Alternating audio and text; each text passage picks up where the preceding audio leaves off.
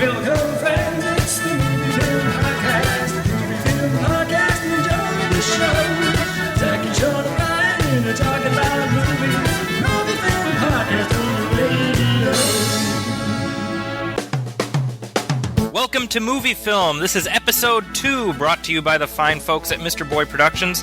My name is Zaki Hassan. I am joined, as always, by my good friends Sean Coyle. Guten Tag. And Brian Hall. Coming at you live.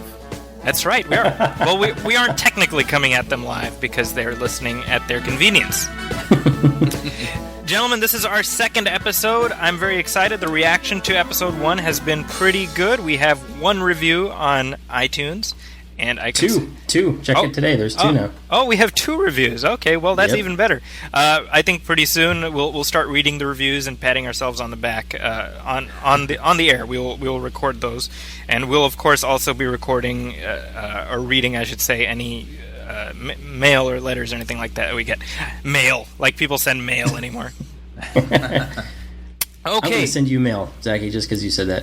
That would be nice. You know, it would be like the old days. Remember when you used to have pen pals? Oh, it's funny. Brian took his little pilgrimage to the Mount Rushmore last summer. Uh-huh. And instead of sending me a postcard, he bought a postcard there and handed it to me when he got back.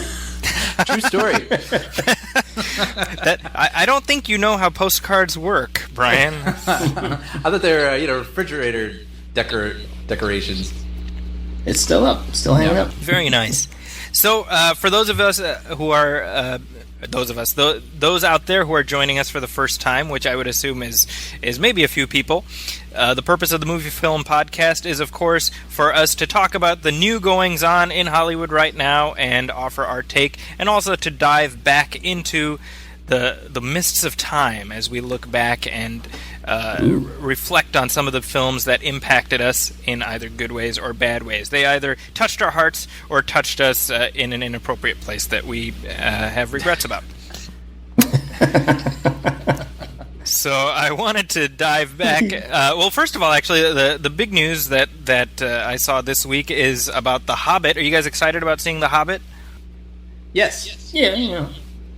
So, Sean, I mean, you and I, we went to see the first 2 Lord of the Rings movies. I don't even know how many times we saw them. You don't sound very excited about the new entry, the prequels. Well, I mean, I am excited. I got to see that the first teaser trailer. I mean, I didn't read The Hobbit. The first teaser trailer looked cool, but all it was everybody standing up and introducing themselves. Like, I'm Diffendor, and I'm Dusseldorf, and I'm Hassenpfeffer, and I'm Larry, Daryl, and Daryl. Dusseldorf. I mean, I have the utmost faith in Peter Jackson. I just think that the first 3 were so perfect. The director's cut's even more so perfect. Yeah. I don't know. I mean, it's I'm hard to go miss back. Seeing those other characters, even though they're gonna. Yeah, I'm gonna miss seeing the characters that I really enjoyed following in those first 3. But I have the utmost faith in him that he'll, give us a new breed. Yeah, I have the exact same thought as you, where I didn't grow up reading the books, but I got really involved in the films, and that would be the characters. I got really invested in those characters, and right. I will say that the tone of the trailer did bring me back to, reminded me of everything I loved about Lord of the Rings. Oh, so I got excited in that way. But I'm totally with you where I don't know these characters, so I'm a little concerned that I might not feel the same thing toward it. Yeah, like if I don't get attached to Tim Tuck and Ring Rang, you know what I mean? Like it may happen. I don't know. I hope it does. Are those their names? I have no idea. They may as well be. Who knows? Fluffernutter and and Nutter Butter. Yeah. It's what's interesting to me. I haven't read any of the books, and yeah, I'm like you guys. My familiarity is primarily from the films of the previous 3. But when I heard that he was making The Hobbit and splitting it up into 2, I was like, all right, well, that seems like kind of a cash grab, okay. And then this week the news broke that no, we're not splitting it into 2. We're going to make it 3. So The Hobbit is suddenly a trilogy, which on one level you kind of say, man, that's just mercenary and that's just a cash grab. And then on the other hand, you say that is brilliant because it's like one-upping the Harry Potter people. I just hope that the reason behind it is that it was like an 8-hour movie that they shot an 8-hour movie and they're breaking it up into 3 parts. Exactly. I don't mind it if there's really is enough story worth telling that takes that amount of time. I'm totally with it. But but it also reminds me too of like King Kong, where I was about to say, it was pretty long. And I think that definitely could have been scaled back a little bit. So I'm a little worried that maybe there is enough story to fill up 8 hours or whatever it would actually be, 12 hours. But is it worth? Do I want to see all of it? I don't know.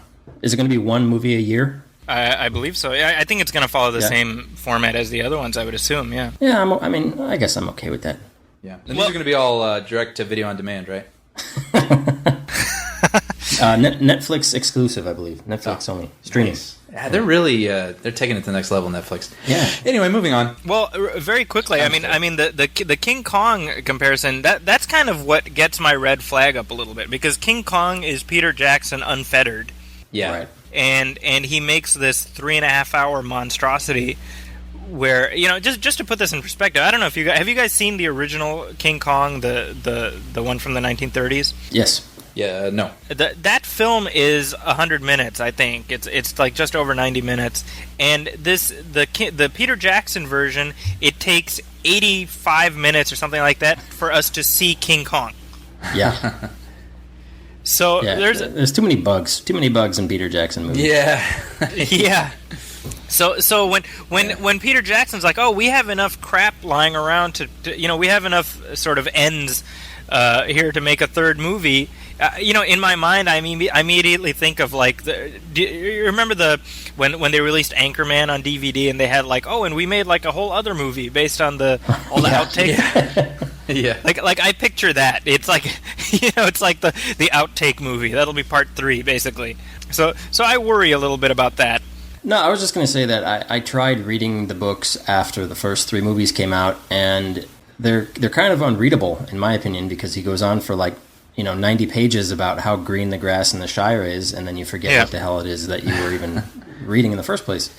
And I know that Peter Jackson is very, very dedicated to sort of following the source material rather literally, and he's even said so much in interviews that he cares more for the story in the Hobbit than the Lord of the Rings books. I hadn't heard that. That's interesting. And so I'm a little skeptical. I don't want it to be too long-winded and too hard to follow, and I don't know. I mean, I think maybe it's unfair, but I think it's expected that everybody's going to be comparing these to the original 3. Yeah. Yep. And I don't see any way that you can top those original 3. But right. I will be there. Yeah, absolutely. And I'm ready to see it as a separate thing as well, because I love those first 3 films, and those will remain those first 3 films, and I'm ready to see if I enjoy these 3 films. Yeah, exactly. I've been wanting to make time to rewatch that trilogy. I just don't know if I have the 72 hours to spare, to make my way through them. Yeah. Well, what do you guys make of that 48 frames per second thing that they're going for with this? Oh yeah, seems like the logical step. Yeah. Well, I don't know if you heard the latest thing. Just by way of letting people out there understand. Peter Jackson shot The Hobbit in a new standard, which is 48 frames a second. The current film standard is 24 frames a second. So the idea here is that you're getting twice as much information that you're capturing. And a lot of people, there was a preview of this, I think, in Vegas or some convention earlier this year, and it didn't go over great because people said it looked like an old Doctor Who episode or something. Mm-hmm. And so I think Warner Brothers panicked a little bit, because I just read yesterday that they're only going to release it in very, very select theaters in the 48 FPS format. So that, to be honest, that kind of makes me want to see it more, because I don't think Peter Jackson is an idiot. Right. He's indulgent, but he's not an idiot. Yeah. Well, and I feel like if that's the way he wanted it to be seen, then that's the version I want to see. Yeah. Exactly. Yeah, I agree with that for sure. Yeah, but I will say that I'm not crazy about. I know that it sort of resembles that new setting on new flat screen televisions. Oh, awful. Yeah, and it looks it looks like you're watching like a soap opera, or like I don't know. I'm not a fan of that, so I am a little skeptical. Yeah, but I'm ready to give it a try. Yeah, there is such a thing as too high def, I think. Yeah, because people were saying from that convention where they saw the early footage that it resembled, like when you watch a movie, just because of the frame rate, naturally there's this flicker and it makes everything look a little more cinematic. And they're saying then you watch, the behind the scenes and everything looks like video. And so if they have a prop rock, it looks like a prop rock. Right. But when it's on film, it all looks, the way that it should. But then when they were watching this footage, they said it looked like they were watching the behind the scenes rather than the actual movie. Oh, interesting. So it's a little worrisome, but we'll see. We'll see. Yeah. Also released earlier this week was the trailer for Skyfall. Did you guys see that? Yay! You know what? Actually, I didn't, and I thought this would make for an interesting segment where right now what I'm going to do is I'm putting on headphones. Okay. Okay, and then I'm going to watch the trailer right now. You won't hear the trailer, but you'll get to hear my response to it. Here we go. I'm going to play here. Oh, okay, good. All right, go for it. Oh, okay. Ooh, oh. Oh, look out! Oh, okay. You know what? That my headphones. First of all, they have magnificent treble, and also I think this is really exciting. This is really good. That was a very fast trailer. Yeah. Yeah. Trailer? You just watched the trailer, right? I'm just kidding. Yes, no, I have seen the trailer, and it looks awesome. I was blown away, and you guys know. I think I'm probably the biggest James Bond fan among the three of us. So for me, the last 4 years have just been fidget-inducing, where I've been needing my fix. So the fact that it's finally coming out, and they got Sam Mendes doing it, and it looks amazing. I mean, it looks different from any other James Bond movie. It really seems like it really looks special. Yeah, I mean, they really seem to have upped the game. My favorite part of the trailer is where you have all this explosion and everything going on, and Daniel Craig, he jumps onto this exploding train, and then he gets up and he kind of fixes his cufflink, and then he goes on. And I was like, man, that's like a classic James Bond maneuver right there. So that's coming out in November, and that is the 50th anniversary James Bond film. Wow. So, have you guys seen all of the James Bonds? No, not even close. No. You should do that. You should just set aside like a month and just watch one of those Bond movies a day. And what's I used to do this all the time back when. Yeah, that's not easy to do. Yeah, well, it was easier when I had no life and no wife. This is back in the Brosnan days. Like whenever a new Pierce Brosnan Bond flick came out, I would rent them all in sequence. And I'd go through one every 2 days or whatever. And what's great about when you watch them all is if you watch them in sequence, especially, you get to see kind of the cultural evolution of the West by virtue of these movies. It's like you're seeing our like the state of race relations in 1962 and then in 1964. You're seeing gender relations. You're seeing geopolitics. You're seeing fashion. It's so interesting. Because every Bond movie is like a stick pin in time, and I don't think any other series really offers that the same way. Well, I don't think watching them can beat how you just described them. So you just saved me 50. What is it, 100 hours of watching 50 movies? There you go. I saved some effort, right? Thanks. I'm seeing an opportunity for a book. I'm sure there have been plenty of books written on that specific subject. So. Probably I'd probably be an also ran. Other news very quickly. The Avengers. We just saw yesterday that Joss Whedon has signed on to do the sequel. Hooray! I think of that as good news. Yeah. What do you guys think? Very. Yeah. Agree. Yeah. I think the last film had his fingerprints all over it, unmistakably, and that makes me happy to know that they'll be there again for the next one. Yeah, I just hope Marvel gets out of his way and lets him do things. I hope he's gotten a little bit more rope to not have sort of the hand of corporate on his shoulder. Mm-hmm. Well, I mean, he made, what is it, like the third biggest movie of all time now? Yeah, I think that gives you a little bit of rope. Yeah, I mean, if it ain't broke, don't fix it. He obviously did something right the first time around. Well, you'd think so, but then again, I mean, we all know the stories of how Jon Favreau had to deal with sort of the corporate interference with Iron Man 2, and that's the reason that one maybe didn't turn out as well as they would have liked. Even though I liked it, I didn't have a problem with it, but I know a lot of people. That is true. Once something is a success, those evil executives want to get their grubby little mitts all over everything. Yeah. So. Yeah, but hopefully for them, that's lesson learned. Yeah, one would think, right? Well, actually, speaking of that, not so much the Avengers, but related, the news was coming out today, Brian, and you brought this to my attention earlier about how Warner Brothers wants Ben Affleck to direct a potential Justice League flick. Yeah. And I thought, man, that would be a great choice, but I don't see him doing it. Yeah. I mean, the story. What did it actually say? Like approached. Yeah. Right? I think they've offered him. What I read is that he's the first person they went to with the script. Well, I like where their head's at. Yeah, they're definitely thinking outside the box. I mean, Yeah. they were also, I think, thinking outside the box a little bit with Martin Campbell. He wouldn't have been the first choice for Green Lantern, Right. and we all see how that turned out.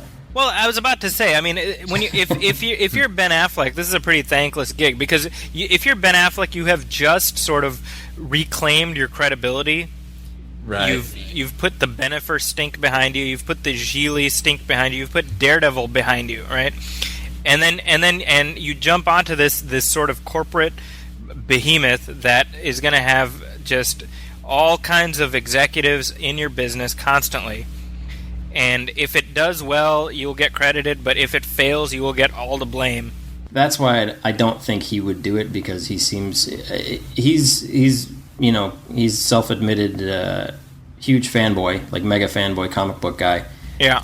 And I don't think that if he didn't get to direct the movie that he wanted to direct, there's no way that he's gonna do that movie. I don't think it's gonna happen. Yeah. It's a good choice. I'd be on board as long as he wasn't in the movie. Yeah, good point. He's a better director than an actor. Yeah, and he's got kind of that Tom Cruise thing going for him, where it's hard to, even though he's great, he's a fine actor, but like you watch it and there's always at least one moment where you're like, that's Ben Affleck. Ben Affleck and his enormous head. Enormous head. Yeah, he has a huge head. He has like a Kirsten Dunst size head.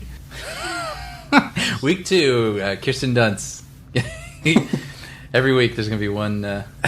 Yeah, one dig against her from Zachy. I just find the size of Kirsten Dunst's head enormous and distracting. Well, we just lost one. We just lost our other listener. I feel like her head is come back. Her head is so big that it has its own gravitational pull. So there's like rings of debris around it. So you're like, is that Saturn? No, that's just Kirsten Dunst. Damn. Yeah, he has a big head. Anyway, other movie news. This is tragic for you, Brian. I know. R-Pats and K-Stew, as you call them, they've broken up. They are Robert Pattinson and Kristen Stewart. Why are we talking about this? Well, the Go ahead. The reason I bring this up is because there was a video making the rounds on the interwebs last week, and to me, I admittedly I've only seen the first Twilight, and I know, Brian, you've seen all of them, haven't you? You're like a huge fan. I'll be honest with our listeners here. I have seen 2 of the 3 or 4 that there are. And how many are there? Our other listener. Thanks, man. I believe there are 4. There will be I've 4. seen 2 of them. Both times I was with a human female, so I will add that detail. Wait, so there's 4 total, including the one that they're splitting in 2, or how does that work? I honestly don't know. I didn't see the last one, so I don't know which one that is. Too much thought. Yeah, exactly. yeah. So, well, anyway, to me, this whole thing is ridiculous, and I spend time in my classes just ripping on Twilight, and usually people run out crying, and it becomes a whole thing.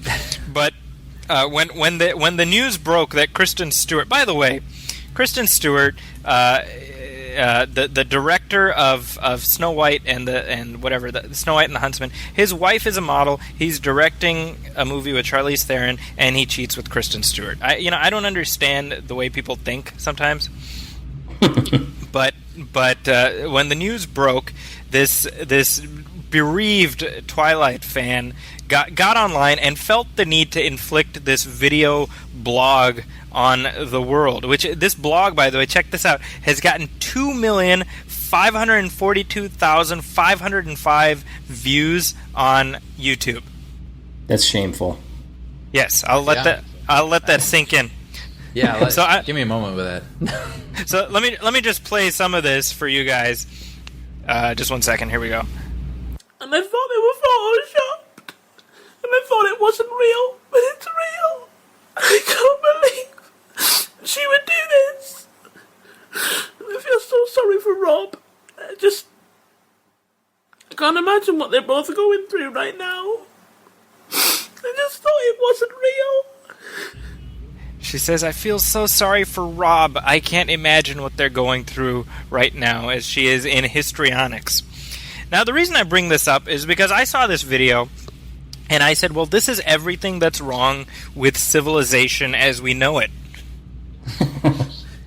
I was like, if aliens came and decided to wipe us out, we'd be like, what? What did we do? They'd be like, you did this, and they would hit play on YouTube and play this, and we'd be like, all right, well, you got us.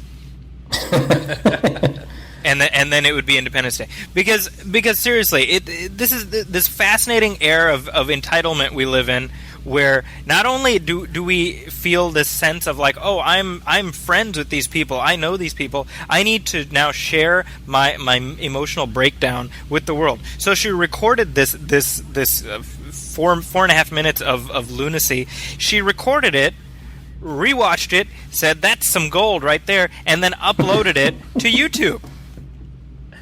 But here's the best part. Here's the through the looking glass world that we live in.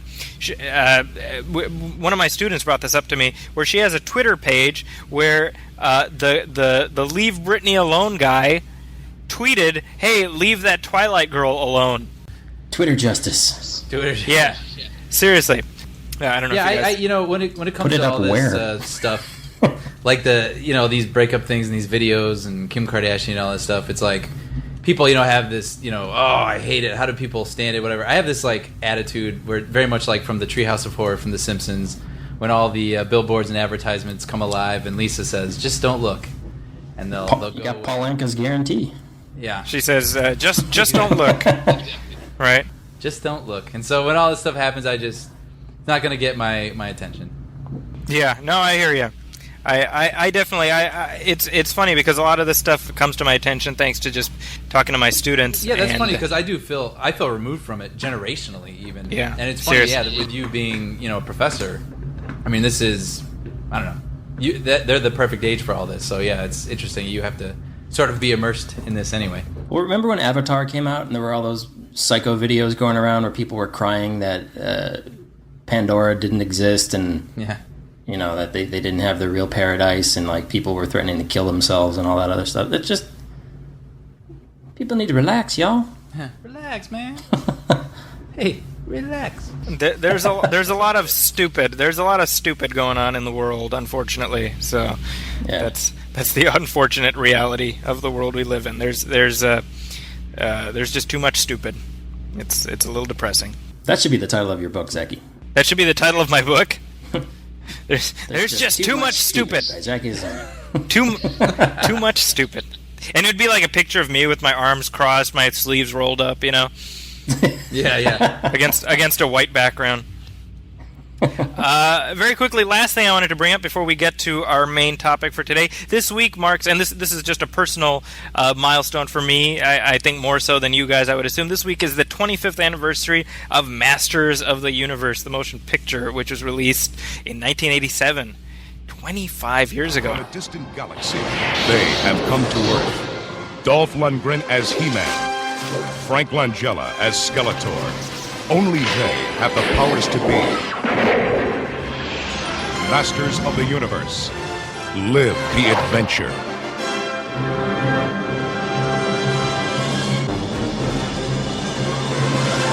Now, the reason this is momentous for me, and you guys have seen it as adults, I saw it as a child, and so I continue to view this film with a childlike sense of fun and enjoyment. But the reason this is momentous for me is that this was the this was like the 6th movie that I ever saw in the theater. So it's like when my film going was still in single digits. And Wow. So it's like, and I still remember like all the movies, like my first 10 movies that I saw in the theater. It's still very clear to me, which is, I guess, good. But that film came out 25 years ago, and it was my first exposure to Dolph Lundgren, who I thought at the time was the greatest actor ever. That's a true story. And what's changed since then? What's changed, Zach? What's changed? Well, I saw everything else he's ever done. Other than Rocky 4. Well, Rocky 4 doesn't count. Expendables 2 coming your way, Zachy. Yeah. Expendables 2. That's right. But the funny thing is that Universal Soldier. Well, here's the thing. Universal Soldier. He was also in a movie called. He was also in a movie called Showdown in Little Tokyo with Brandon Lee. And what's actually, I have to give credit to Dolph Lundgren. He's able to do an American accent in a way that's pretty darn convincing. Especially when you consider that Arnold Schwarzenegger has been in this country for however many years, and his accent's gotten worse, I think, actually. Isn't Dolph Lundgren also like he's a very smart guy, isn't he? Isn't he like Mensa qualified or something like that? Yeah, he's like a Olympic decathlete, and he went to MIT or whatever. Yeah, he's a certified genius. Wow. So go figure. And he's Swedish, I believe. He's Swedish. You want your daughters to marry someone like Dolph Lundgren. That's the moral of the story. Yeah, exactly. Although here's the interesting thing. He got his start in Hollywood. This is true because he was dating Grace Jones. No way. Yeah. So like when Grace Jones, this is true. When Grace Jones was in A View to a Kill, going back to James Bond, he was dating her. And so somebody involved with the film was like, "Oh, do you want to be in it?" And so he's actually in A View to a Kill as like a thug. So he owes his career to Grace Jones the same way Kim Kardashian owes her Kim Kardashian's entire family owes her career to whatever that kid's name is. Exactly. What's that guy's name? I don't know. Ray J. That's it. Ray J. Brandy's brother, who made the video with her. He should be getting commission off of all the. He should get a finder's fee for every new Kardashian show. Finder's fee. I think he collected his finder's fee already. That's true. So we were talking about Schwarzenegger, and that's a good place as any to segue into our discussion for this week. The new remake of Total Recall is out. It stars Colin Farrell. It's directed by Len Wiseman. It also stars Bryan Cranston and Kate Beckinsale. And very nice. And Jessica Biel's also in it. And it didn't do great over the weekend. It opened in like second place. But have you guys had a chance to see it? Did you watch the new Total Recall? I have not. Okay. Where I work, there are a bunch of people who have seen it, Okay. and nobody seems pleased with it. Okay. And I read your review on Zachy'sCorner.com Yes. blog. Yes. Little plug there, and I mean you can elaborate, but I was kind of baffled with what you had to say about how they basically just remade the movie almost shot for shot, scene for scene, character for character. Yeah, for the most part. I mean, it's not shot for shot, it's not character for character, but I think every important plot point, if you've seen the original, the Arnold Schwarzenegger version, you've basically seen this one. I mean, they try to switch things up a little bit and say, oh well, there's no Mars, there's no get your ass to Mars. It's not on Mars? It's not set on Mars. So the way it works is in this new film, overpopulation has rendered most of the world uninhabitable, or there was some kind of a global catastrophe. So you have basically two countries left, and there's the colony, and then there's like the Federation of Britain or something like that, and they're on opposite ends of the planet. Okay. Opposite sides of the planet. So the only way to get from one to the other is there's basically something called the Fall, which is a transmission tube that it's like a pneumatic tube that goes through the Earth's core. Like at the bank, what they used to have at the banks. Ah, cool. Those things. Yeah, I suppose. Yeah. So in other words, instead of like Martian rebels, you have colonial rebels. And that's all whatever. I don't really care. Like, that's fine. But to me, the more pressing issue is you watch this movie, and it's like a classic example of why are you remaking this? There's no compelling, there's no good reason to have redone it. And that's what's very frustrating to me, because you've got, honestly, a lot of people like to dog on Len Wiseman. I don't think Len Wiseman is necessarily bad. I don't think he's great, but he's just whatever. And Colin Farrell's great. I mean, they got a great cast. Bryan Cranston. I know, Brian, you're a big fan of Breaking Bad. Yeah. And Bryan Cranston is fantastic in it, but it's just it has no reason to exist, And as I kept watching it, all I kept thinking about was, the 90 version did it better. The 90 version did it better. Oh, that was better in 1990. And if all you're getting out of a new version of Colin Farrell is a PG-13 rating, that seems like you're losing something.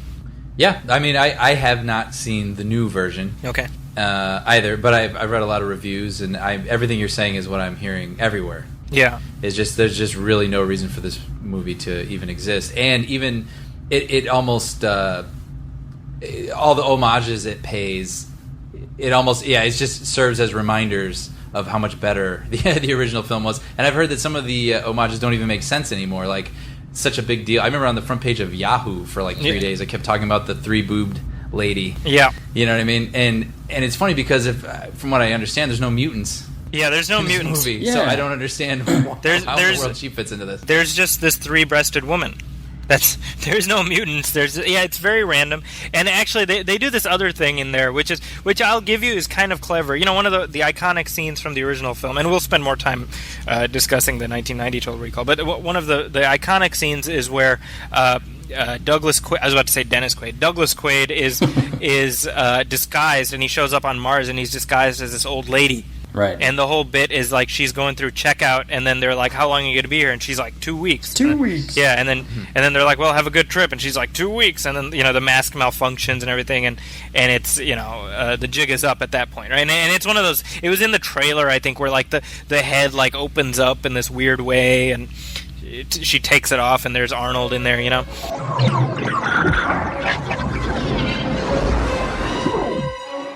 Quaid. Cut. Get ready for a surprise! And so in this new film, they have that same scene where Quaid, who is Colin Farrell in this version, he's gone through security, and the way in this, instead of like a full-on disguise, it's like this holographic collar that he has, but we don't know what that is, right? So we see, and it's kind of clever actually. We see this woman go through the security, and she looks exactly like the woman in the original film, and they're like, "Oh, how long are you gonna be here?" And she's like, 2 weeks, and you're like, "Oh, snap! There it is!" Right? And then it turns, and then they're like, "Okay, we'll have a good trip," and then she leaves, and it turns out that it's the person behind her who Quaid is disguised as. And then the mask malfunctions. It's clever, but here's the thing, okay? They ruined that scene because they put in the trailer who he's disguised as. It's in the trailer. That's a discussion for another time, is how whoever's cutting movie trailers nowadays don't give so much away. Yeah. There are some trailers out there where you don't have to see the movie because you've just told me, you've gone through like act by act. You've told me exactly what's going to happen. Yeah. You saved me $12. Yeah, exactly. I remember, the first time I really became aware of that was with the trailer for The Negotiator. Oh, yeah. Yeah, I remember that. I mean, that's, by the way, that's really one of these underrated flicks that these days not that many people know about. But it's... You kind of forget how good it is, yeah. Yeah, I mean, that's one of those movies where whenever it's on TV, I just end up watching it. And I think it's like the last performance that J.T. Walsh did. He passed away shortly thereafter. And Sam Jackson, Kevin Spacey, but in the trailer, and I don't even want to say it now because I don't know if I want to give it away because in case people do end up watching it, but like the end of the trailer basically gives away the last act of the movie. Yeah. Which just it's very baffling, and that's a fairly old movie. I mean that was 1998, so we're talking almost 15 years ago. So this has been a problem for a while. But Total Recall, the remake, the problems with that notwithstanding. The original version, I know that's another one of these very important movies in our life. I think maybe I'm going out on a limb, but I know I have a lot of very fond memories of watching that for the first time back in 1990. Yeah, I mean, I'm not as attached to it. I mean, it's not something that I pop in once a year or anything like that. But it is one of the more violent movies I remember as a kid. The one guy, what's his name, Michael Ironside, gets his arms ripped off in the elevator, and That's right. It was pretty cool. What I remember most, I remember like first hearing about that, and that was 1990. That was kind of Schwarzenegger, probably at his absolute peak or just before his peak. Well, that was before T2 then. T2 was the following year. T2 was 1991. See, so I don't think he peaked quite yet. Well, that's what I'm saying. I would say it's just before his peak, because if we consider T2 kind of his crowning achievement, then True Lies, man. He's pretty great in True Lies. Yeah, but True Lies was, I would say True Lies was on the way down for him. Because that was like sustain. I would call it like that was sustained from T2, and he's where he is. But then after that came all the juniors and the but Last Action I'll give Hero. It to you. True Lies isn't an Arnold movie, quote unquote. Okay, yeah, well, and remember, Last Action Hero came before True Lies. Ugh. Yeah, so that's an important thing to remember, is that he had already taken a body blow with Last Action Hero was his first disappointment. That's like going back to Rocky IV. That's like, he's not a machine, he's a man. at that moment, but Total Recall was 1990. Now, the interesting thing about this is that it had been in development for years, for a good 10 years or so. And I remember even reading about, when I was a kid, I used to read this magazine called Starlog. You guys ever heard of Starlog? Oh yeah.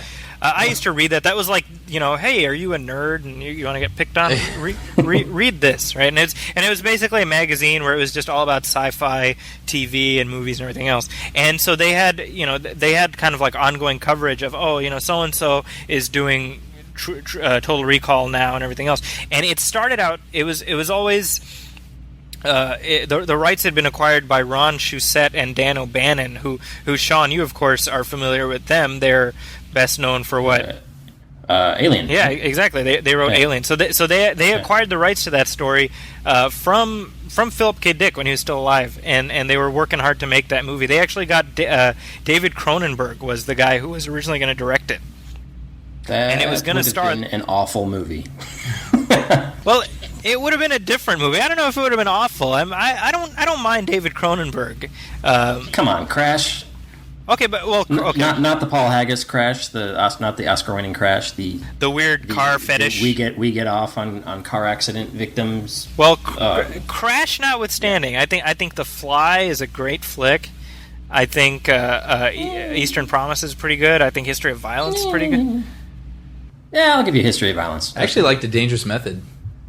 Was that? You would. Who was it? Good. Who was in A Dangerous Method? Vigo and Keira Knightley. And Fassbender. Isn't Fassbender in that? Yes. Yeah. Oh, is that the Sigmund Freud movie? Yeah. Oh. Yeah, that was one of those things where I went to a press screening. I was like, all right, free movie, let's do it. Yeah. And came out like, wow, I actually really like that. Oh, I'll have to check that out. Yeah, I mean, Cronenberg is not David Lynch. You know what I mean? If David Lynch had been... then I'd be like, okay. But the rights were held by Dino De Laurentiis, who I don't know if you guys are aware, but I mean, I can't. Basically, Transformers, G.I. Joe. No. Dino De Laurentiis. That you're thinking of. No. You're thinking of Di Bonaventura. Dino De Laurentiis did. He did the Conan movies. Okay, yeah. He did Dune. He basically like throughout the 80s he did Flash Gordon. There's like a poop smear throughout the 80s that's like everything he ever released. Basically, it's just this. It's just he ran his ass across the 80s, and that's what. So I'm your biggest fan, Zaggy. No, it's true. And anyway. I remember like 10 years ago at the Oscars, they gave him a Lifetime Achievement Award. And I was like, for what? How do we define achievement here? He's like, yeah, I took Flash Gordon and I screwed that up. And then I took Dune and I did the same to that. And I made Red Sonja. Red Sonja alone should disqualify you for everything. I'd love to see this old man accepting like his lifetime achievement Oscar on stage, and everyone's standing for him because he's an old man, and like, that's just what you do. But Zachy would be sitting there with his arms crossed, like, "Oh no, I will not clap." Yeah, well, no, I was waiting for somebody to run up on stage and take the hold on, we just got this information. Did you make Red Sonja should disqualify you from Social Security as far as I'm concerned. But Zachy's like that guy in Billy Madison. Everyone here is dumber for having listened to this. That's right. I award you no points. I take away your lifetime achievement award, and may God have mercy on your soul. So when they started development on Total Recall, it was going to star Richard Dreyfuss. No, I'm not kidding. I've got to go to Mars. Yeah. It was meant as a vehicle for Richard Dreyfuss. Wow. Yeah. And then he dropped out, and it was actually going to star Patrick Swayze. I guess at the time that would have been Yeah, this was like right after Dirty Dancing. Pre-Roadhouse. That's okay. I'm with you. And then basically De Laurentiis dropped the property, which is good. And Schwarzenegger got Carolco, I think, to pick it up or something like that. Yes, true. And so it got made with Schwarzenegger. Now the interesting thing is that the beauty of this film is we don't even question the premise of how the Douglas Quaid character, who actually this is also interesting. In the short story, his name is Douglas Quayle. But they changed it to Quaid because they didn't want him associated with Dan Quayle. Right, 1990s. Yeah, this is 1990. So they were like, "Well, we don't, the potato." You can't spell potato. Yeah, exactly. We don't want any of that. Schwarzenegger probably would spell potato with an E. You know? Yeah, I'd potato. never tell him that. Nobody would correct him. So basically, Schwarzenegger had been wanting to do this all along, and at the time, he was one of the biggest stars in the world. So he said, "I want to do it," and that's how the movie got made. It's Paul Verhoeven's second movie in America after RoboCop, and it like you said, it's very much in that vein where it's just ridiculously violent, and by extension, awesome by virtue of the violence. What I remember most about that movie is I was very excited to see it. I had seen all the behind-the-scenes stuff and the trailers. We were still living in Saudi Arabia at the time, and we had gotten a copy of it, and we lent it to somebody who they watched it with their parents, and we got into a lot of trouble. I got into a lot of trouble, basically, because it's like, I mean, when you look objectively, it's like, Sharon Stone, like she's like kicking Schwarzenegger in the crotch, like basically the fight scene between her and Schwarzenegger is just her kicking him in the crotch constantly. That's all it is, and it's just really inappropriate. And I remember getting in trouble for that. Like that's my clearest memory of Total Recall. And I also remember the copy we saw was extremely edited, so I never saw what Kuato looks like, the mutant who's inside the guy's stomach. Really? I didn't see that until much later. I was like, and I was horrified, of course.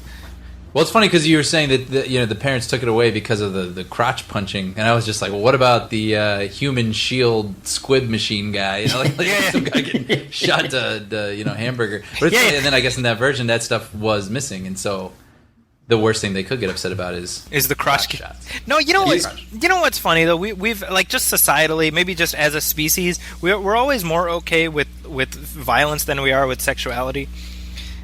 And I feel like I think Total Recall and RoboCop to some extent are exemplars of that, because I mean they had a level of violence that I don't think you'd even see in movies today.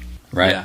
I mean, the point, Brian, what you were bringing up, where Schwarzenegger's going up the escalator and some poor schmuck gets hit by, so Schwarzenegger uses him as a shield, and we're like, yeah, go Arnold, yeah, use. But then he does it again, and then he keeps turning around and uses him as a shield like 3 times. I was like, he's already dead. Yeah, it's amazing because just the amount of violence. Like somehow we were okay with it, because when you think about it, Schwarzenegger at the time was considered like a family-friendly star, which is so weird. He just done Twins, right? Like a year ago. Say that again. Yeah. Twins was what, 80, 87? I think Twins was 87, 88. Twins was 88. He'd done some family movies. He'd done Terminator. When was Kindergarten Cop? That was like 90, wasn't it? Kindergarten Cop was like 90 or 91. Yeah, Kindergarten Cop was before T2. but after Total Recall. So Zaki, in the new Total Recall, is there a Quato? Okay, so there isn't a Quato. There's somebody called Matthias. Okay, I don't care. Is there a Benny? I got 5. There is no Benny. There is no Benny. No, but I will say that the actor the actor who plays Matthias is Bill Nighy, who I love. I think he's a great actor. And I feel it in my fingers. I feel it in my toes. Love Actually. Anybody? Anyone? Oh yeah. First time I saw Bill Nighy was actually in Shaun of the Dead. Oh yeah, he's great in that movie. Yeah, I know. It was a great flick, and he's very good in this. I mean, again, the new Total Recall. I don't. It's not even like a bad movie. It's just the same movie. It's just the same movie, By the way, Kindergarten Cop was 1990, December 1990, so it came out the same year as Total Recall. Now it's when you look, I was having this conversation with one of my students earlier this week, and I was trying to, it was last week. It was before Total Recall came out, and I was trying to explain, this notion of Arnold Schwarzenegger as this big star, because they were like, "Oh, what did you think?" And I was like, "Well, it doesn't have Schwarzenegger, and it's like missing something." And they're like, "Oh, well, I would think that would make it a good thing." And I was like, "Well, you don't understand." There was a time when Schwarzenegger was considered, the biggest star in the world, and him being in a film was a guarantee of success. And they're looking at me like I'm speaking ancient Aramaic. They're looking at me like I'm in the Passion of the Christ. And I'm trying to explain. I don't know which part of that sentence insults me more. That whole idea, like, if you remember, in the late 80s, right? Okay, Red Sonja notwithstanding, we'll blame that on Dino. But he had done Red Heat, he had done Predator, Twins, Total Recall. I mean, Schwarzenegger was riding from conquest to conquest. And then he did Last Action Hero, and kind of the bottom fell out. But I mean, to me, I will always equate Schwarzenegger with just as part of my childhood. Yeah, Commando. Yeah. Did we say Commando? Commando, of course. Let off some steam, Bennett. Let off some steam. That what I love about that movie is when you watch it now, you're just like, he's randomly killing people, and well, he's on the plane, if you remember, where and of course he has by the way, I have to say, the character that he plays in Commando has the greatest name of any character ever. He is John Matrix. John Matrix. No, not John. Chan. Sounds CHAN. Chan, yeah. Chan Matrix. Chan Matrix. That to me is like the greatest character name of all time, as far as I'm concerned. He kills that guy on the airplane. On the airplane. He breaks his yeah. He's and then he follows it up with the greatest line of all time, where he says, "Don't bother my friend. He's dead tired." So now this is a little bit of a tangent, but this was something I was thinking of as I was watching Total Recall 1990 last night for this. Okay. This was like the era of the zinger. Right. Or it really was. The catchphrase or whatever. And so it made me wonder, I know for certain movies, if like Ben Stiller is going to join a movie, he has a writer that goes with him on every movie and turns it into a Ben Stiller movie. Like, he knows his patterns of speech and what sounds funny coming out of his mouth. Sure. And so I was just thinking, like, did every writer, back then, where they just like, that's just what you do. Anytime you kill a guy, you got to come up with some sort of scenario and then awesome like quip that is related to it? Or was that, did Schwarzenegger have a guy that just was like, followed him around and was like, all right, you just got a tube in his chest and there's some steam. Some steam. You know what I mean? Like, I don't know. It's interesting. In Total Recall, he drills the guy with a giant drill and says, "Screw you." Yeah. Screw you, Benny. Benny. In Eraser, he sets it up so that James Caan gets hit by a train at the end. And they're like, "What happened to so-and-so?" "He caught a train." He actually says that in that movie? Yeah, he says he caught a train. Oh, my goodness. It's amazing. No, my favorite Schwarzenegger pun of all time and the reason I love it is because the setup is so laborious. Is in The Sixth Day, where Tony Goldwyn is the villain, and at one point Schwarzenegger is captive or whatever. I don't even remember that movie, and he says go F yourself. And then later on, like, Tony Goldwyn has all these clones. So, like, one of the clones dies, and then the clone, like, basically Tony Goldwyn and his clone die, and they, like, land on top of each other as if they're doing it. and so this is like a callback. Like, a half hour later, he's like, "When I told you to go F yourself, I didn't mean it literally." Don't even remember that. See, I think that's what makes a Schwarzenegger movie. I guess. Oh, what was remember what I said? I'd kill you last. Yeah, I lied. And then that feels like a McBain line. Yeah, like from like an actual movie. Well, that's the funny thing. I mean, the McBain stuff from The Simpsons is it's almost not as funny anymore for new audiences because they have no frame of reference. Yeah.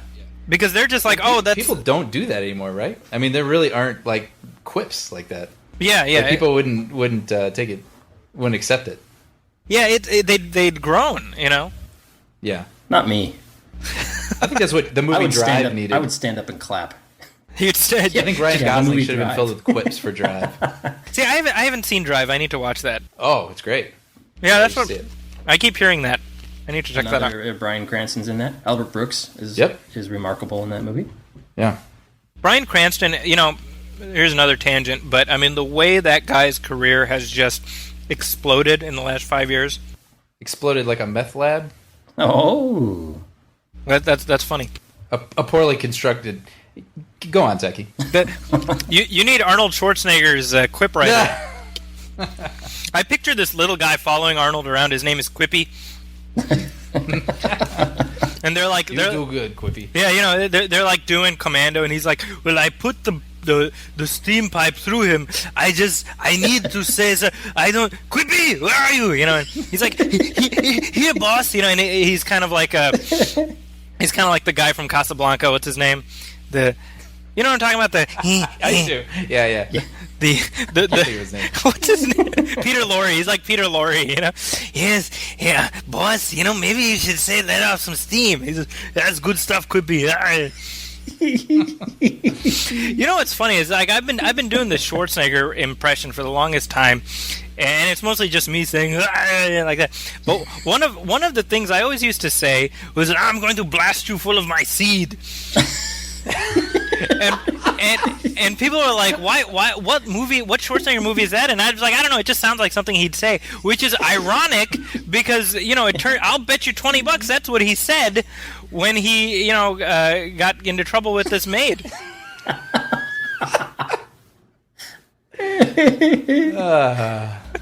I'm just guessing, you know. But Sean, I remember you and I went to see The Sixth Day. Do you remember that? Yes, and I remember. Oh man. I think that's when I realized I was a grown up, or that movies didn't matter, or that the world had stopped turning, or that I was adopted. That's when you realized the most important thing in life was family. That was 2000, if you remember. I mean, because before that, here's what. Okay, so here's Schwarzenegger in the 90s. Now in the 80s into the early 90s, he's doing pretty well, and then Last Action Hero happens, and that's kind of like that's a body blow, but he absorbs it. He follows that up with True Lies, which does pretty well. That was 1994. Then he does Junior. He thought that was a good idea. You know what people want to see? They want to see me pregnant and giving birth. Like what happened? You're the guy who chose Predator, you know, and then of course he does Batman and Robin, which is just, that movie is like a bowling ball that knocked down everybody's career. Yeah, seriously. I mean, the only one who escaped from that movie unscathed is George Clooney.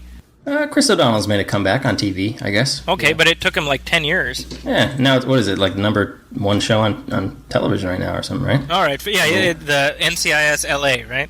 Yeah, number one drama. Jeez, what are you, Chris O'Donnell's best bud? I know, yeah, that was right away. You're like, don't you ever talk bad about Chris O'Donnell. I mean, he's all right. Nobody talks about Chris O'Donnell. He's got a great jawline. Wow. Brian, anything? I'm with you, anything? John. Actually, you're right. Stop. Lay off Chris O'Donnell. What are you saying? I liked the way he looked in the bat suit and the way his pecs were. Wait, what?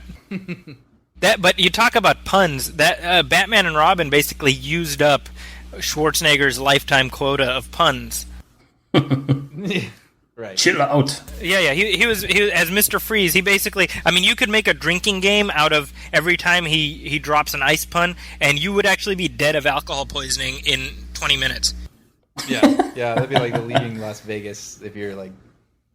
Never mind. That was like a half-constructed thought that I couldn't finish. It'd be like, and leaving,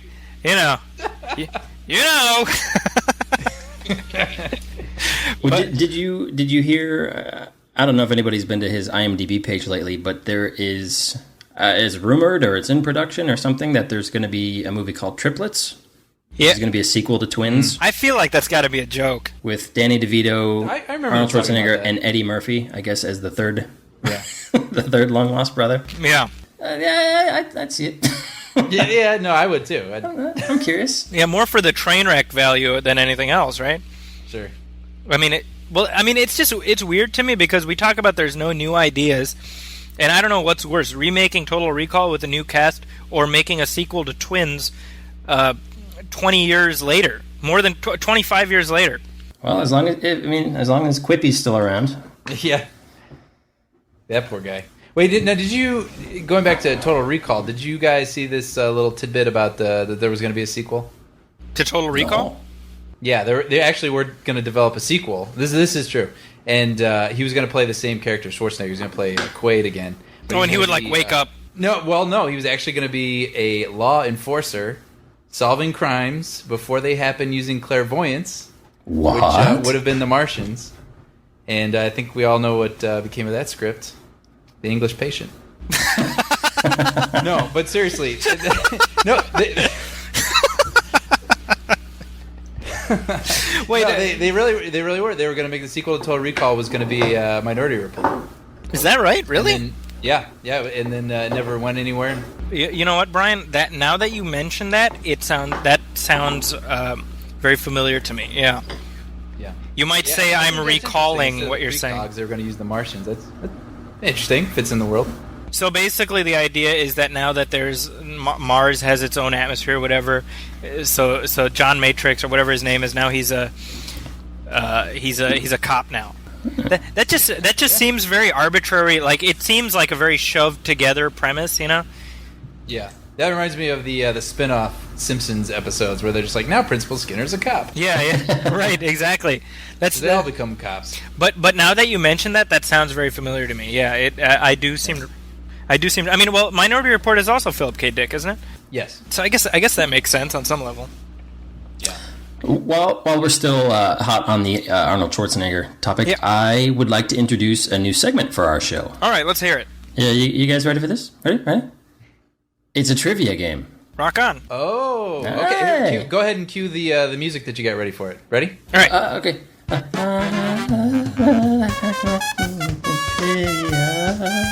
Nice. Was that GarageBand?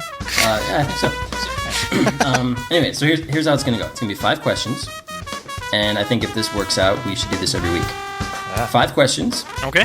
I'll read the question. It'll be you two playing against each other, so Brian versus Zachy, Okay. or Zachy versus Brian. And if you know the answer, I guess your buzzer, if you will, just shout out your name, or I don't know, shout out. Do you want it to be your name? Do you want it to be something more clever? Say my name. Piece of fruit. Okay, I'll be Apple. Okay, Brian's apple. Zachy? I'll be pomegranate. Pomegranate. Okay.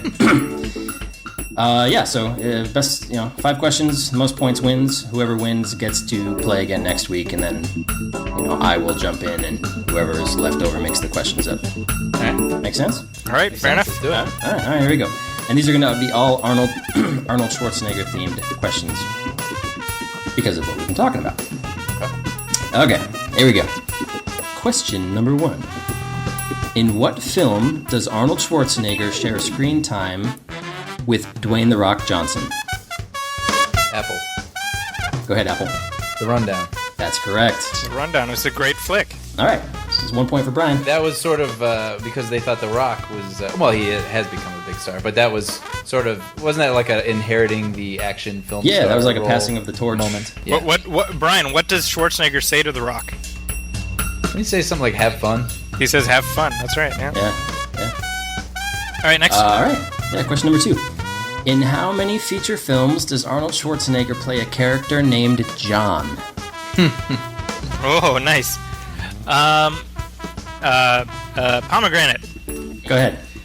We've got, let's see, there's 1, there's 2, 3, 4. 4. That is incorrect. Really? Ooh, all right. Well, I'm gonna go apple. Yes. There obviously there must be 4. I trust Zachy. So let's go 6. Incorrect. Ooh, pomegranate. Yeah. I'm gonna say 5. Incorrect. Okay, well then. Really? Then Yes. forget you. I give up. No. Somebody's got to win the point here. You guys are both too high. I'll just say that. What? Oh. Yeah. No. Okay, then 3. That's correct. Three movies. Hold on. There's John Matrix, John Matrix and Commando. John Kimball, John Kimball and Kindergarten Cop. John Kruger, John Kruger and Eraser. and that's it. Yeah, that's 3. Oh, for some reason I thought there were 4. Okay, well that works. All right, so 1 point apiece. But I will say this. The best character name he's ever had. Gordy Brewer. Gordy Brewer. because when I look at Arnold Schwarzenegger, the name I think of is Gordy.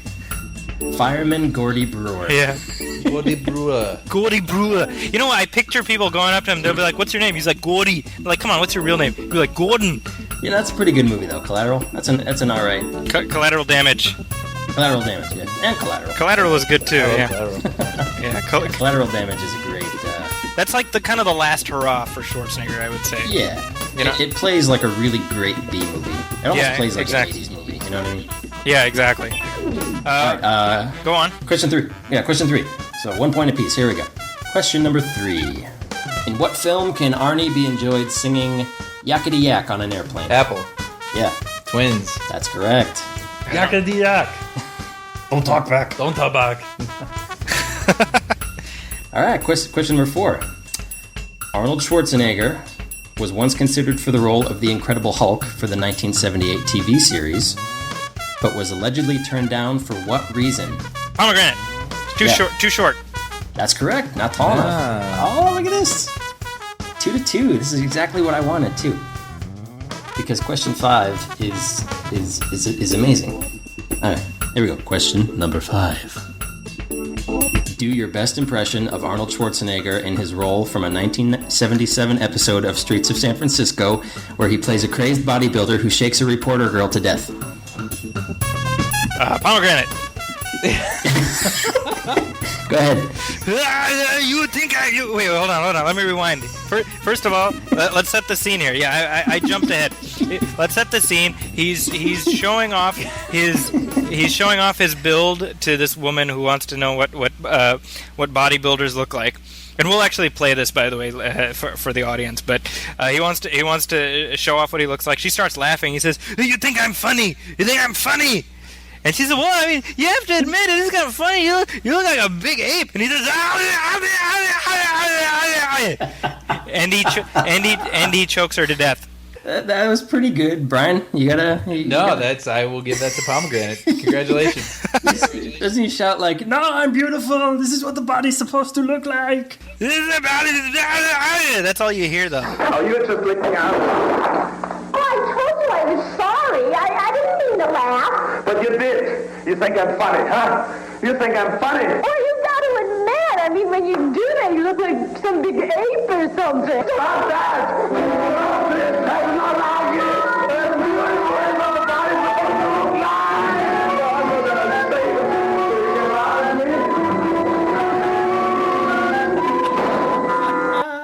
me.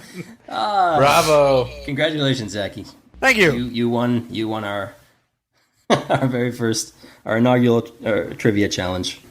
So when we move through the Schwarzenegger catalog, I mean, I think it's helpful to expand outward, because Schwarzenegger could not have existed unless there was sort of a movie culture at the time that was allowing him. And I feel, we talk about this a lot, and I have a feeling this is going to be something that we keep coming back to, and it's the idea that action movies have really changed. Yeah. And a couple points here. They've changed in good ways and bad ways. I will say that I miss the days of kind of the steroidal Stallone, Schwarzenegger type action stars.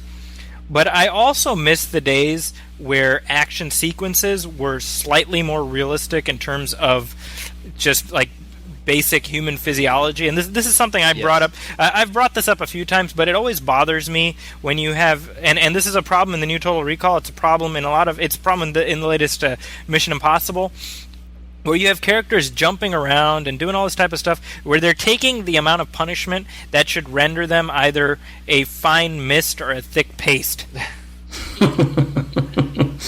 And we saw, the first time I really noticed this, and I mentioned this in my review of Total Recall, the first time I really noticed this, appropriately enough, was in Live Free or Die Hard, directed by Len Wiseman, where he has John McClane, like, jumping from a crashing, tanker truck onto an F-16, and all this, and I'm like, he should have died several times already. and it's funny because Die Hard to me is actually a great example, because if you think about it, the first Die Hard is really the first time we saw a break in the wall of the Schwarzenegger style action movie. He was considered for that movie too at one point. Yeah, well, and it would have been a very different movie. Yeah, absolutely. Right? Because when you think about it, the whole point of Die Hard is that this isn't Schwarzenegger. Yeah. It's a real guy. It's a human being. And there's a reason that in Die Hard we have that scene where when Alan Rickman is like, shoot the glass out, and we see, he has to walk through the glass and he leaves that trail of blood. The whole point is he's like a human being. He's a normal guy. So if you were to jump right from Die Hard to Live Free or Die Hard, you'd be like, does he have adamantium in his skeleton in between movies? And we see that in Ghost Protocol and Mission Impossible. It's the same thing, where Ethan Hunt gets clocked in the head like 50 times. He should be a drooling vegetable. But instead it's just business as usual, and we see that in the new Total Recall also, same thing. And that bothers me about modern action movies a little bit. Yeah, I mean, no, go ahead, Brian. You go. No, you go first. No, I was going to say, like, even though we joked about this in our first episode, where the 80s were a different time. That's right. But even though it seemed like the hero, like an Arnold Schwarzenegger, would just take a beating and would get cut and shot and just smacked around, there was always sort of a point, and it always happened at the end of the movie during the big climactic battle with the bad guy, when you thought, like, it's like the Rocky syndrome. He gets beat down and beat down and beat down, and you're just rooting for the hero to get back up and beat the bad guy. So there was like a point to it. Mm-hmm. Back then, whereas now it's just like, oh, let's see how many flying roundhouse ninja kicks we can do, and how many cool sound effects and how many weird CG video game graphic-y fight sequences we can cram into this movie. And there's nothing, there's nothing organic about it. There's nothing in it that affects the way you feel about the character, and it really, in my opinion, it takes you out of the movie. Sure. Well, I mean, but what I would argue is that even when you've got a lot of the practical effects, which I think some of these films do, it's one of those things where what bothers me is ignoring just basic physiology, which says that if you're taking X amount of punishment, you don't get to keep walking. Yeah, and that was something that they actually did right in what's it called? The one with the golden ticket. Why can't I think of the name? Willy Wonka? No, the Schwarzenegger movie. Last Action Hero. Arnold Schwarzenegger is Willy Wonka. Willy Wonka, the Gene Wilder version. When Gene Wilder has that parkour scene where he's Wait, which Schwarzenegger movie had the golden ticket? Last Action Hero, remember? When he gets shot in the real world, and like in the movie world, it's like, oh, it's just a flesh wound, kid. What are you complaining about? Yeah, right. But in the movie world, like he's bleeding to death there in front of the boy. Well, I mean, like this is something I thought the Lethal Weapons did very well, where basically, 3 of the four movies end with Mel Gibson just like near death. Yeah. I think that's a little bit more realistic. Mm-hmm. I think what you saw in the 80s, I think it's almost like Schwarzenegger, as personified by Schwarzenegger, I would say that model action hero got taken as far as it could go, and then in the years since we've seen kind of a reaction to that. But the interesting thing is, I don't think that Schwarzenegger could be a success today the way he was back then. No, never again. Yeah, I mean it really is like a moment in time, and granted now I don't mean in the sense of like, because now he's the governor and he nearly friggin' bankrupted California and everything else. I don't mean that, but I mean just in terms of like if somebody like Schwarzenegger showed up now, I don't know that that he would find that audience.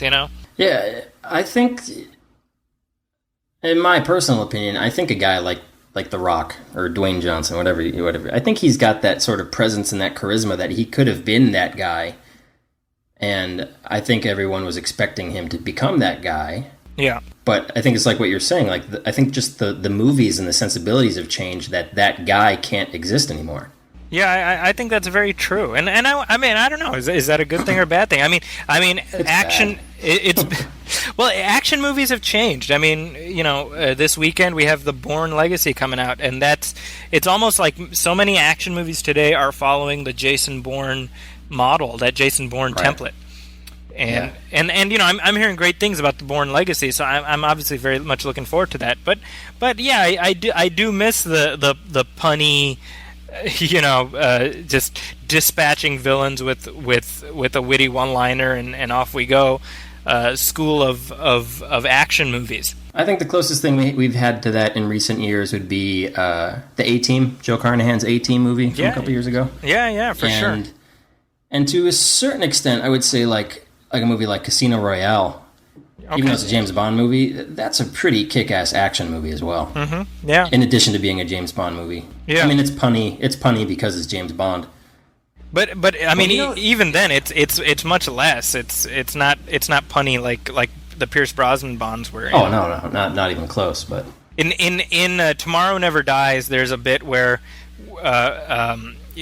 basically, like Pierce Brosnan is James Bond. He's captured by the bad guy, who's played by Jonathan Pryce, and he basically sees how the guy's like a multimillionaire, a multimedia mogul, and all this. And so he has all these buildings with his face on them. And James Bond says to Michelle Yeoh, he's like, "Oh, he must have an Oedipus complex." and as I was watching it, out loud, I was like, "That's the dumbest thing I've ever heard." They needed Quippy. They needed Schwarzenegger's guy. Brian, what were you saying? He was sitting in a theater somewhere going, "Oh no." You didn't say it the right way, Yeah. And then someone behind him was throwing popcorn at him, like, "Shut up, you." Yeah. It's kind of like that Cheers where Cliff writes a joke for Johnny Carson and it bombs, and he says it wrong. Yeah. You ruined my joke, Johnny Carson. Brian, what were you saying? No, I was just gonna kind of branch off from what you guys were saying, where you're talking about how you don't like, how much punishment some of these characters can take. But I was writing down a few things that I was thinking while I was watching Total Recall 1990 last night.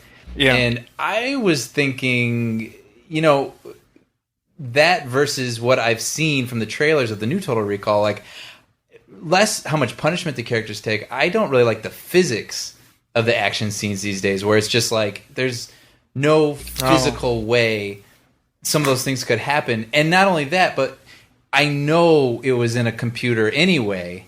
So like when he's hopping from, spaceship to spaceship, or when John McClane's surfing a Harrier jet or something, you know what I mean? It's like, it doesn't even look real to begin with. So it's like, okay, that must have cost a lot of money. That's mostly what I think. Right. I'm not on the edge of my seat, and I'm not, but when I was watching Total Recall again, that scene we were talking about earlier, where Schwarzenegger's in that costume as the woman, Right. And the head comes off, and I was just like, practical effects. Yeah. I feel are like more effective and more terrifying. Yeah. Almost because they go against the way things should be. Yeah. You know what I mean? Like, it's tangible, and it's not the way it should be, so it's more effective. Right, Like, right. wow, I'm seeing something out of the ordinary. But when it's when her head opens up and everything in that movie, it's still disturbing. Like, as a 32-year-old man, I'm like, that's disturbing looking. But if it was a CGI'd moment, I'd be like, oh, well, that's CGI, and that probably costs a lot of money. Right. Well, to that point, one of the big things of Total Recall, I mean, we spent a lot of time dissecting Schwarzenegger's appeal, and there's no doubt that movie works as well as it does, and I would say it still works just as well as it does, because Schwarzenegger was a charismatic presence at its center. I think he's not Olivier, but Olivier couldn't have done that movie. But the practical effects, the creature work that Rob Bottin designed, and Rob Bottin also did the work for RoboCop. I believe he also designed the RoboCop suit. But I mean, there's a squishy reality to the makeup. It looks real. Yeah. And somewhat related to that is the music score. I think that Total Recall has one of Jerry Goldsmith's absolute best action scores. I would agree with that. Yeah. It's just propulsive. It's definitely one of his best scores, because that was sort of on his way. He was kind of on the wane, I would say, by then. I can't think of like a memorable score he did after that. Maybe Star Trek First Contact. The Edge was good. Oh, The Edge, that's a great score too. Okay, that's a great score. Yeah, that's a great score. So, but I mean, I feel like Total Recall is definitely one of his best ones, and to that scene, Brian, the one you're talking about with the disguise. I mean, what I remember most is the music from that scene. So definitely that was an instance where just a lot of things really worked out well together. I think Michael Ironside is a great villain. I love Ronnie Cox in that movie. Yeah. He's just and for a while there, he was like your go-to a-hole. Whenever. I mean, there's something to be said for like how simple the movies used to be, where it was good guys versus bad guys. Yeah. And good guys win. Yeah. But even still, like, I mean, even though it's an Arnold Schwarzenegger movie, like, there are still moments in those movies where you think like, shit, is he going to make it out of this? I don't think so. And now you kind of go in and it's like, oh, of course, like, they're not going to kill this guy. Of course he's going to make it. Everybody's going to, like, the outcome of these movies before you even walk into the theater now. Well, there's, one of the best scenes in Total Recall is when he's on Mars and he's in the hotel or whatever, and then basically Sharon Stone shows up and she's like, oh, you're actually still back in the recall room, and this is all and the guy from the commercial shows up and he's like, you're about to be lobotomized and whatever, right? And the guy is like, take this pill and then you'll snap out of it or whatever, remember? And and he's about to take the pill, but then he sees that the guy is sweating. Yeah. And so he shoots him, right? And it's this powerful moment. In the new version, they do the same scene where they basically have it's Bokeem Woodbine who's Schwarzenegger's coworker. No, I mean he's Colin Farrell's coworker. And so he's the guy who's like, "Come on, man, you got to do." He's like, "You're gonna." And Quaid is there with the girl Melina, who's played by Jessica Biel. And so she's like, "No, this isn't a dream." And the guy's like, "Come on, man, this is a dream." That's my Bokeem Woodbine impression. He's like, "Come on, this is a dream." And this is like the stupidity where the guy. So Bokeem Woodbine is like, "Shoot Melina, shoot her, and then you'll snap out of it." Right, and doesn't make much sense. Yeah, so Colin Farrell. So check this out. So Colin Farrell is about to shoot her, and then he sees her sweating. So then he shoots Bokeem Woodbine. But that doesn't. It just feels like they had to change it, so they're like, okay. But that doesn't, like, of course, if this is a construct of your reality, of course she would be sweating, right? Because you've got a gun pointed at her, right? It makes no sense. Yeah, I mean, I tuned out listening to you explain it. I can't imagine what it would have been like to actually seen it. Well, as I was watching it, I'm like leaning forward, like trying to it's like a Chinese puzzle box where I'm like, but hold on, didn't make any sense. The other thing the new film does is it basically merges the Sharon Stone character and the Michael Ironside character into one, and that's Kate Beckinsale. And does she get her arms ripped off in an elevator? She doesn't, but they have a scene that plays homage to that where basically there's these synthetic robots that are called synthetics that are like police. And so one of them is trying to get to Quaid and what's her name as they're getting on an elevator, and then it like gets cut off, so the arms, like I think one of the arms gets cut off. Boring. Yeah, so I mean there's a lot of stuff like that that's in there. Like, hey, remember that other movie? Yeah, it's better. I mean, it's kind of like what you mentioned. Again, I'll plug your blog. Yes. Zackie'sCorner.com. Thank you. About retakes. Jesus Christ, I'm thinking about work already. Remakes. Yes. They're like the Karate Kid, for example. Yes. You hear about it, and it's like, oh, geez, why are you making a Karate Kid movie? The first one's a classic, but the remake was different enough. Yeah. That really all they're sharing is the title. It's different enough. It's the same kind of underdog story, but they made it their own movie. And from what you're describing with Total Recall, it's like, let's try to fit as much of the old movie into the new movie, regardless of if it makes sense or not. Yeah. Well, and what I wrote in my review, and I'm a fan of the... I don't know what character I was just doing there, by the way. I don't know. Who were you doing? That's Phil, the condescending mechanic. I think I'm a fan of the Karate Kid remake. Have you seen that, Sean? Have you seen the remake?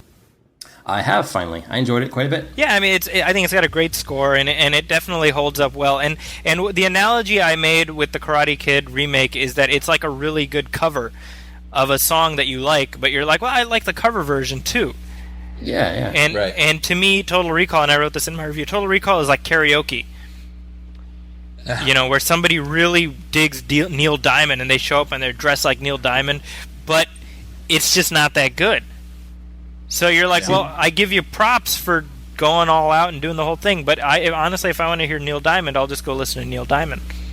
See, Zachy, that's why you're a winner. Yes, that is why I'm a winner. You take things and you move the words around and you explain it in a way that everybody can understand. You mean writing? Which is a shame, though. I'll be honest. I mean, I didn't go into this movie looking to hate it, and I didn't hate it. It was just unnecessary. Yeah, it's just unnecessary. My rule with sequels, prequels, and remakes is always first do no harm. It's the Hippocratic Oath. So if you end up damaging the reputation of the one that you're homaging, then you've done something. You've made a mistake of some kind. Right. And that mistake needs redress. And it's like Star Wars prequels, right? Those things kind of in the long term damaged the original films because they're not very good. In some ways, Kingdom of the Crystal Skull damaged the other Indiana Jones movies. Well, only for those of you you two who bought it on DVD. Well, fair enough. The smart people like myself chose to completely ignore that it ever existed. But in my defense, when I get the Blu-ray set, it's included in there, so my hands are tied. It doesn't have to be. I'll just use it as a coaster, right, when it arrives. You have control, Zachy. You have total control over your life. It's worth mentioning to the people listening.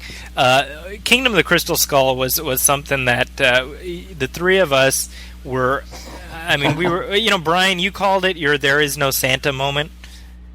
Yeah, of my adult life. of your adult life, and I love that because I think that's so applicable. I mean, we live far apart now. I'm in Northern California. You guys are in SoCal, and we planned like a year in advance. We were like, we're gonna be together when this happens. We're gonna watch this as a team, and it's gonna be and then the heavens will part, and the aliens will arrive, which did happen, but. But not the CE3K aliens. It was the wrong aliens. And what I remember most about that movie is trying desperately to convince myself that it was better than it was. And I remember it ending and turning to my right, and there was Brian. And Brian, just, without looking at me, just looking straight ahead, Brian says, "I think I want to murder George Lucas." and then I turn to my left, and there's Sean with his head in his hands. That's my memory of that film. So that really. It was a crushing blow, I would say. Do you remember when we went to see that movie? The first theater we went to. Remember we went to a different theater initially, and there was like a power outage. That's we had right. tickets reserved, like Fandango style, Yep. over at at a theater, and the power was out. We were unable to do it, and so we're like, quick! Yeah. And Where else? spur of the moment, found another theater, found 3 seats, made it, and afterward we realized, I think we all said together, we think God didn't want us to see that movie. He was trying to warn us. He's trying to warn us off. Yeah, he shut down that theater for us because he loves us. I haven't watched it since. Actually, that's not true. I caught some of it on TV, and my boys are big fans of Indiana Jones because they we've watched Last Crusade together, a few parts. I was watching Last Crusade with them, and I meant to spare them from the scene at the end where the guy, where Donovan just like turns into where he ages like a million years. Yeah. And I covered my 5-year-old's eyes, and I didn't realize that my 3-year-old was like sitting there watching the whole thing. So and the thing, I haven't told my wife this, but I actually think that specifically is the reason the kid is just a total friggin' sociopath now. So I'm a little worried about that. So if she listens to this, that this might be Exhibit A. Well, if you go back to it, there's a moment where he looks just like Christopher Lloyd when he's decomposing. That's right. So just convince him it's Doc. You're like, what's happening to Doc? What's happening to? Yeah. So, but we were watching Crystal Skull. It happened to be on TV, and it's a scene where Shia LaBeouf and Harrison Ford are talking, and what happened is that the boys were being ridiculous. Like you got to realize when you have 3 kids, you're just like, go do something else. Fine, here, watch this, whatever is on. Like, I had a lot of big ideas, like, I'm going to monitor everything. And you monitor it to some extent, but to an extent, you're like, here, I'm going to turn the TV on, and whatever's on, just watch it. And so there's Indiana Jones. So I'm like, watch Indiana Jones. And so they're watching it, and they're like, well, which one is Indiana Jones? Is it the guy with the black hair and the leather jacket?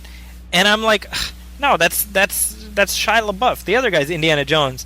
And I realize I'm pointing to like this tweedy guy in a bow tie with white hair and glasses.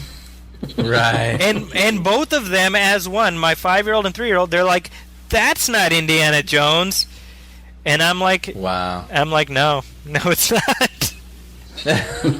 And we had kind of a moment. It was kind of sad, But the mouth of a child. I know, from out of the mouths of babes, exactly. We are running out of time here, so very quickly, I wanted to wrap up this segment. We've gone through. We've looked at the impact of Total Recall on our lives. However, this is not the last time we'll be discussing Arnold Schwarzenegger or 80s action movies. So I expect we will be covering more of this turf before too long in our next installment. Oh, yes. Sean, very quickly, where can people find you online? Well, you can go to MrBoyProductions.com and look up all 3 of us and the many fun little movie shorts we've done. But my personal blog is www.moosehub.com. Moosehub.com. Moosehub.com. And Brian, how about you? Every now and then I feel inclined to write a few things down, and you can find that at everythingbrian.blogspot.com. That's exciting. That's Brian's brand new blog that he just started a few months ago. So I hope that Brian will be posting on there more frequently because I enjoy reading his insights. Zachy, you have a blog, don't you? I do, which you were nice enough to mention a few times. You guys can find me online at zachy's.com. Thank you.